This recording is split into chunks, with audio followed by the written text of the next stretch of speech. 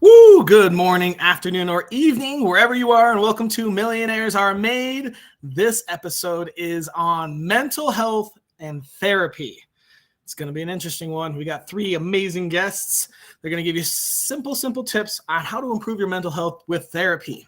A couple things before that. First off, we finally have a sponsor. Pharmaceuticals. If you are in Denver, scan that for a free gift. They are an awesome little locally owned cannabis shop. And they are here to sponsor us today, so that's awesome, so we can keep the show going. Second thing, if you want to be a guest, please, we love guests. Anyone and everyone has information to share. You are way smarter than you may think, so feel free to sign up, ask us questions, and we'll tell you when and where you would be the best guest. But we love having guests and always need more. And the third thing, we need more topics. We can only come up with so many, but we're trying to cover anything and everything that you would like to know. So please give us a comment, give us a message, and let us know. Without further ado, we're going to start ahead on mental health and therapy. And here's my tip. For therapy, sometimes a lot of it is inconvenience. You don't want to have to drive to the therapist's office. You don't want to have to schedule a meeting. You're busy, all this. Nowadays, you can get therapy very simply online, and it opens up your array of therapists.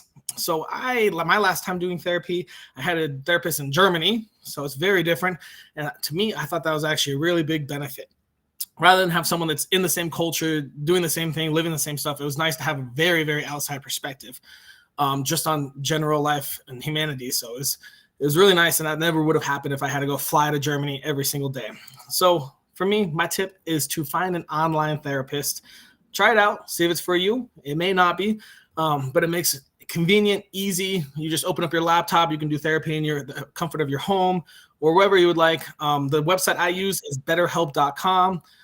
They did a pretty good job. You can switch your therapist. If you don't like it, you can move on to the next one. And they have all types of therapy covered in one spot with, I think they have a couple thousand therapists available, which is a lot more than your local area. So that would be my tip. If you're looking to improve your mental health using therapy, check online and find one of the online companies. See if you can do it there. All right. Now that that's all over, we're going to bring out our first guest here. Good morning or early morning, middle of the night. How are you, Rajeswari? Hi, I'm good. So like I said, it's midnight my time, but I'm hoping the right things will come true. And you are in Singapore, correct? Yes, that's right. Okay. I've got a little question for you. Who are you? So I'm a Reiki practitioner. I'm well-versed in soulmate Reiki and I do money Reiki. But, I kind of want to talk a bit more about my journey on becoming a Reiki practitioner because I first learned of it in 2012. I went for a past life regression. And it was one of the things that came up. And my first experience with Reiki was that it felt like a cult because I didn't know what was going on. Everyone was just placing like hands on each other's bodies. And I was like, okay, I don't get this and stuff. So that was 2012. And there wasn't that much information available. But, I spent like 10 years reading all this like everything I could on like metaphysical stuff, probably read about 100 books. And I was like, okay, I really like this too. And I only returned to it like a decade later when my friend passed away last year in January. And sorry to hear that. No, it's okay. I realized it was part of my journey. Yeah, like they call it a grief initiation. So he passed away, and I realized that I could go to a therapist, talk about it, and I wouldn't feel good. And they'll be like, "How are you feeling?" And I'm like, "I don't feel good," and I don't necessarily like shift from therapy alone. So I went back to Reiki because it was such a healing modality. She's like, "It's okay, you can cry. Like let's just share Reiki energy, and you will get to a place where you feel better about it." So yeah, that's why I got back into Reiki actually. And so what I support my clients with is working through grief, pain, relationship issues, because I went through like the ex-husband had an affair, and then I worked on like the divorce, and very recently I'm working on like all my dating struggles. So yeah, that's my area of forte. Okay, so you kind of answered this, but let's ask it anyways. If I wanted to improve my mental health through therapy, what advice would you give me? I think the best thing that I can say is to be very grounded in your self-worth and your self-love. Like I found that it was I got so caught up in like, what's everyone gonna think of me? I'm like 30 plus. I'm still figuring out my housing situation. Got divorced, and I had to like take a step back and like, yeah, let's disregard what everyone's thinking and just be super grounded in my self worth. So one of the things that I have been doing is morning pages by Julia Cameron, where Okay. she says to do like a brain dump, just dump all your thoughts onto like a piece of paper. Okay. Sorry, 3 pieces of paper. She's like, don't stop writing until you have like 3 A4 pieces. Please. Yeah, fill your thoughts. So she's like, we kind of she said that we either create drama in our lives or we create drama on the page. And she's like, just like vomit it out. And I was like, okay, that's such a cool thing. So that's the tip I want to share. I like that a lot. Create drama in your life or create drama on the page. Yes. That's good. All right. So you talked a little bit about your journey. So let's kind of, do you have a specific moment that advice was taught to you or you learned it, or how did you really get into that advice? Actually, the moment like I felt like was useful, the most recent one was like in terms of my business. I was associating a lot of my self-worth to my business. And I kind of like worked this out through a therapist myself, that my self-worth is like this and my business is this, and I can't like relate the two together. It's not like my business does well and then my self-worth increases or vice versa. So basically my coach also reminded me that my self-worth needs to be like solid. Even if my business like goes up or goes down, like this self-worth can only go up. It can't like, change. So make sure that this is really constant. And I found that it was helpful for me to do the 3 A4 pages or to spend like an hour every day meditating, figure out who you are as a person, and don't let the external circumstances like define you. So you spend about an hour doing that every day, writing the 3 to 8 pages? Yes. I don't know why it takes me an hour, but it takes me that hour. And she calls it morning pages. That sounds about right. That's a lot of writing. So morning pages to do it like the minute you wake up, because you can get out of like the alpha or the beta stages or something. What do you do with the pages when you write it down? Do you keep them? I do keep them, but there are people I know who like burn them or like they shred it. Like, so some people feel that it's very therapeutic to do that, and if that works for you, then do that. But I do keep it so that I can have a sense of like how my journey was throughout the year. Very cool. So it's kind of a self-therapy, like a therapy assignment. You got to go home and do that. Yes. Very cool. Awesome. All right. Well, that was great information. I like that. Love the create drama in your life or on the page. That's pretty cool. We're going to move on to our next guest. Thank you so much, Rajeswari, and we will talk to you in just a little bit. Mm-hmm.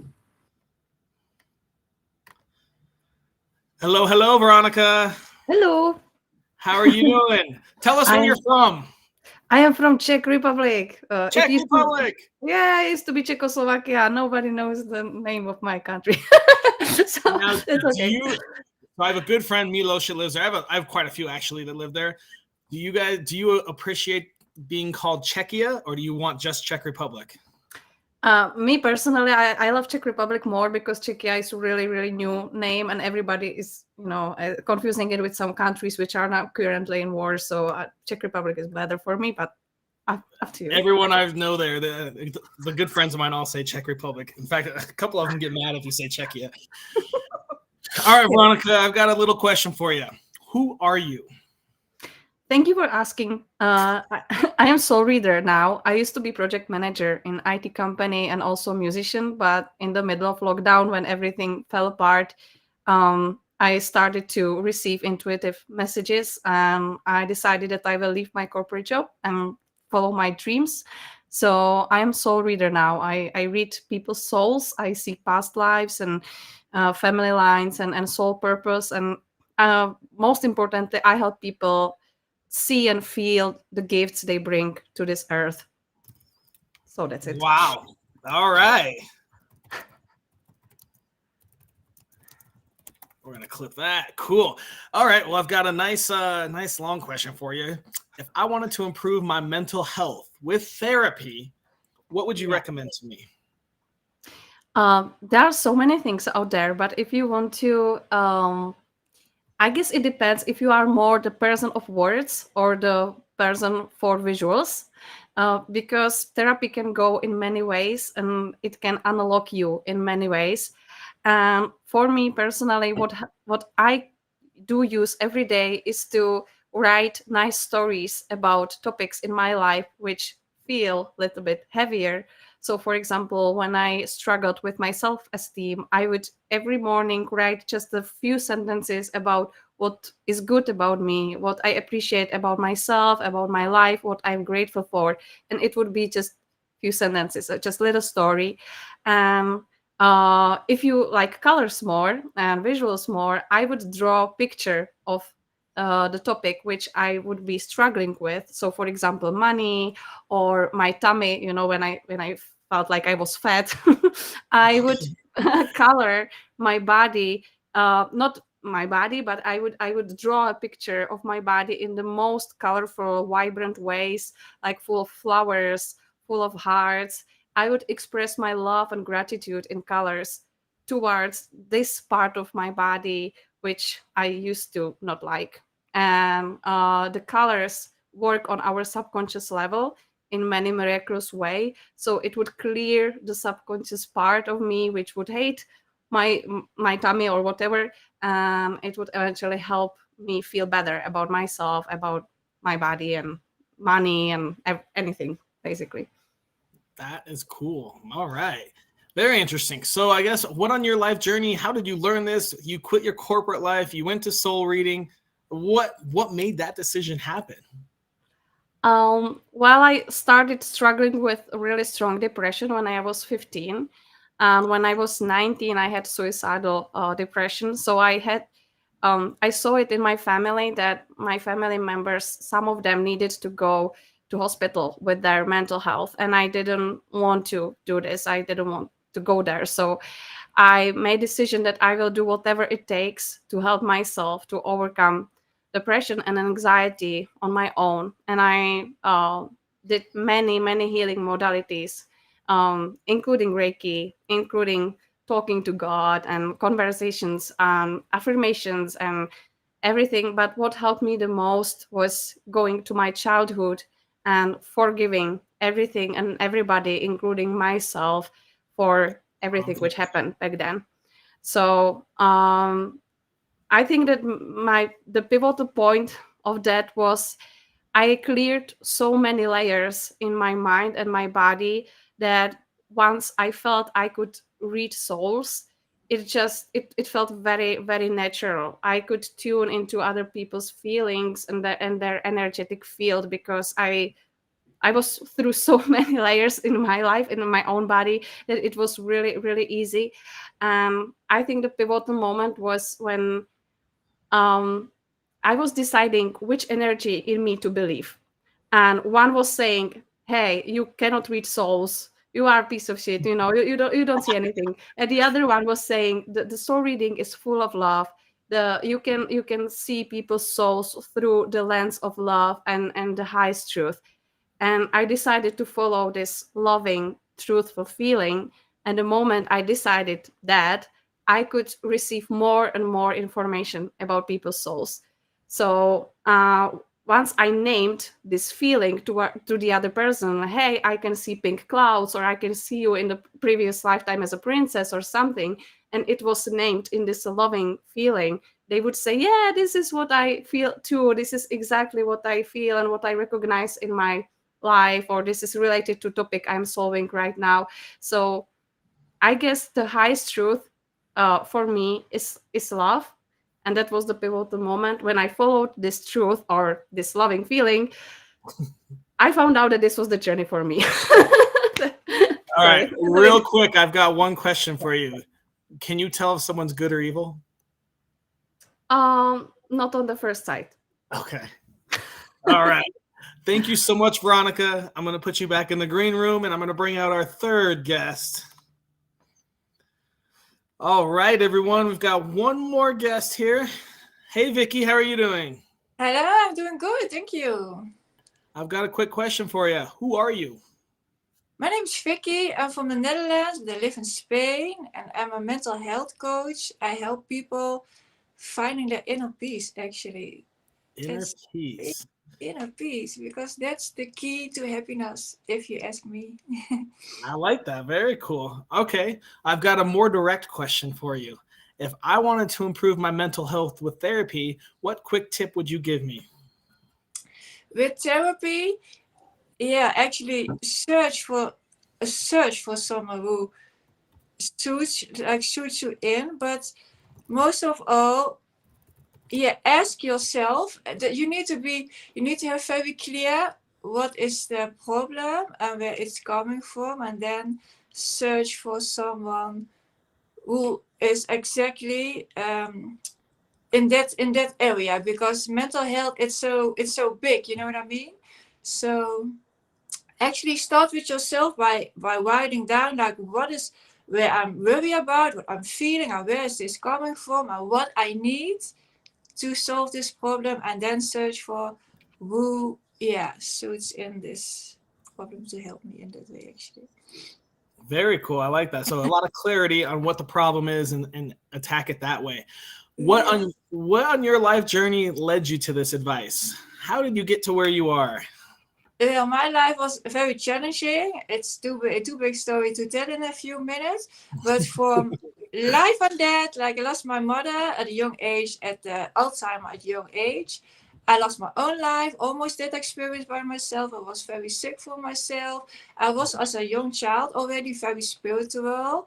And I was always someone who's want to understand things. Like, if things happening to me, like, or if I notice that I don't feel nice, I'm going to ask myself where this is coming from, and I'm going to search for all the solutions what I can do about that.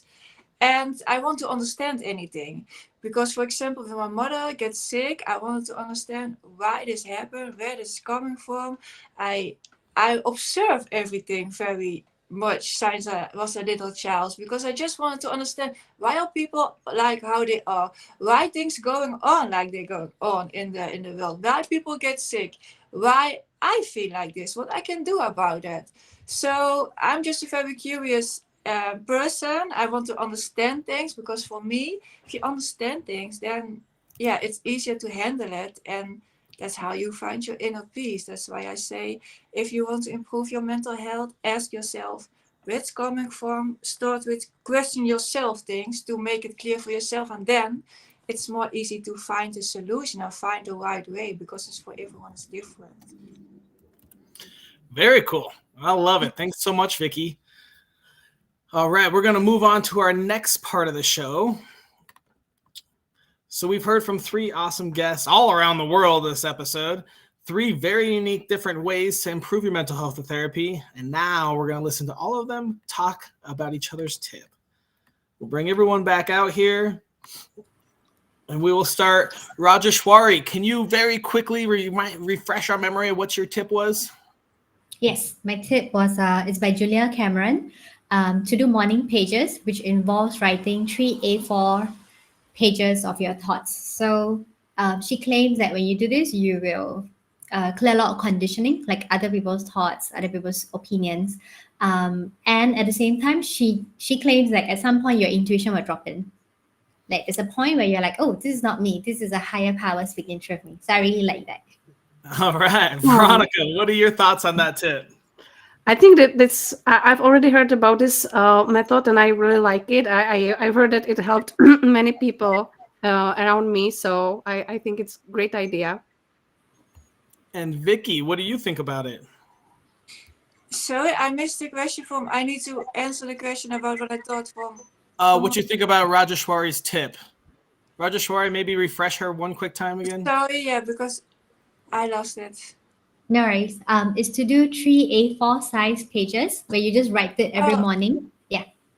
Yeah, because I'm confusing with your name, so I was like, it's your advice or your advice? Writing, I totally agree. I totally agree, because writing is so powerful. People don't realize how powerful writing is, because for me it's like there is so much going on in our head always, but when you start writing, you start finding answers naturally. Like it's like surprising, like, oh, it's like you're having a conversation with yourself, with your own soul, because things are getting clear when you write things down. So for me, I recommend everyone writing. It's one of the most powerful things. So I totally agree. Yeah, super powerful. Love it. Hey, Veronika, can you really quickly refresh us what your tip was? Yeah, it was either writing a little story or drawing your topic in a very nice way, the way you would write or draw a love letter. The way you would write or draw a love letter. Vicky, what are your thoughts on that tip? That's lovely, really lovely, because I'm a very spiritual person, and that's also something about go back to inside to your own soul, and then also it surprises you what's coming out because it's connecting with you, with the real you from inside. I love it.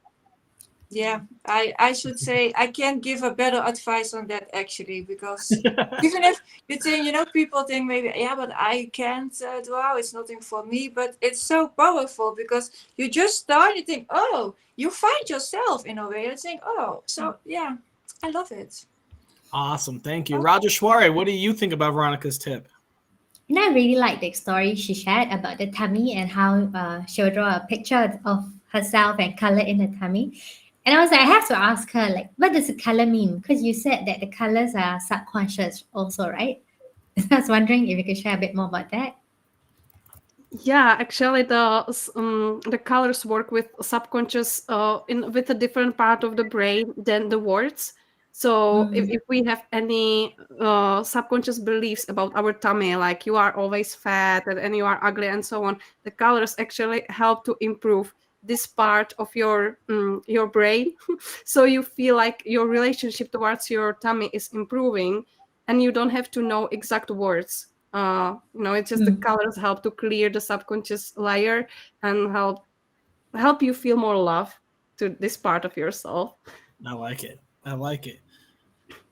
Lovely. Yeah, I really like it because like I was just sharing when I was like grieving my friends. Sometimes I couldn't tell them like why I'm sad. I'm sad lah. Like I'm just sad, and I couldn't really tell them like what's happening. So I love what you said, where I don't need words. I can just use like the colors to figure out what's happening in my body. Yeah. Thank you. Vicky, can you quickly refresh us on what your tip was? It's like ask yourself where it's coming from, why you feel like how you feel, and then search for the solution. Like, sorry, I'm giving where it's coming from, how you feel, because it's come all from childhood traumas. That's the thing, and then search for what are the solutions to solve this problem, because there are actually 1,000 solutions, but for everyone, what for me works don't work for somebody else. So start with yourself, where it's coming from, and then search for, okay, what are the solutions, and then pick one or just try something that, you need to try to find yourself. Maybe you need to try 10 things, but it's a bit confusing, but I hope you understand what I mean. Rajeswari, what do you think about that tip? The root problem. I'm thinking because what if I don't know where it's coming from?